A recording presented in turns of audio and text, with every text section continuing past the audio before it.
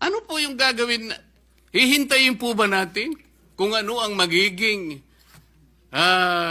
kalalabasan po ng MR na sa akin pong palagay, hindi po speculation, sabi ko nga po. Unanimous decision and bank decision ab initio unconstitutional, violative of due process, immediately executory.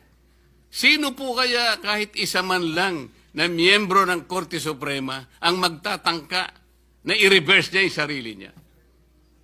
Eh, dun po yun yung speculation dito. Ngayon, nakikinig po ang taong bayan, Mr. President. Nakadepende po ba ang action natin?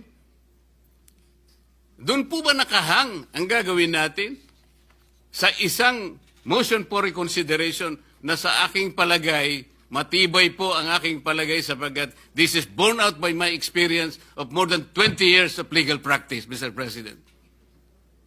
Yang ibig lang sabihin nung immediately executory, sige, pwede kang mag-file ng MR. But you are wishing for the moon. Sumusuntok ka sa hangin. Yun po ba ang basihan natin? Kaya hindi tayo makapag-desisyon, Mr. President? Sana mayroong mas matibay sanang desisyon. Meron sanang mas matibay na katuwiran. Hindi yung pong nakasalig po sa hangin. Nakasalig po kung puputok ang bulkan o hindi. Hindi po yata gano'n. Ang gawain ng Senado, Mr. President. Tinangka ko na nga pong i-amend.